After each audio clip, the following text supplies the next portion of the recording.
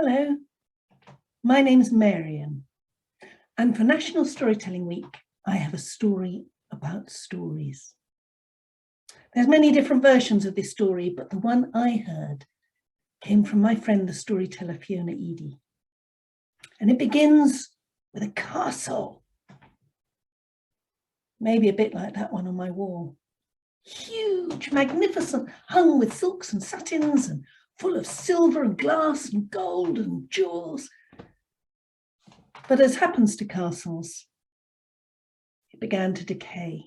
It crumbled away to nothing so completely did the ground cover it that you'd never know there'd even been a castle at all. And the people who farmed that land, why, they were simple people. What did they know of castles?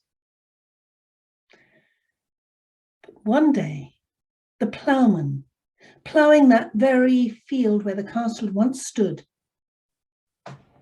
he turned up something shining, a bit of glass that had once been a mirror hanging on that castle wall.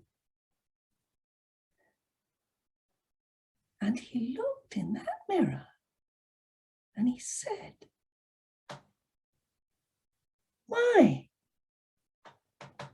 it's a picture of my father when he was a young man, and he's smiling." And he put that bit of mirror so carefully in his pocket. But every so often, just as he got to the end of each row of ploughing, he took it out again for another look. And at the end of the day, before he went in the house, just outside the door, one last look. And then he hung up his coat and he went behind the house to wash at the well, as he always did. But his wife, she'd been looking out for him. They hadn't been married long. And she saw him looking at something. She couldn't resist. She tiptoed over to that mirror and that pocket, and she took out the mirror. Oh, she made such a noise that her old mother-in-law, stirring the pot by the kitchen fire, said, "What's up?"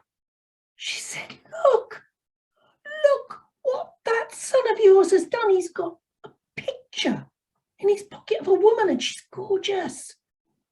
She's got long hair and big deep eyes and beautiful red lips. He was smiling at that picture.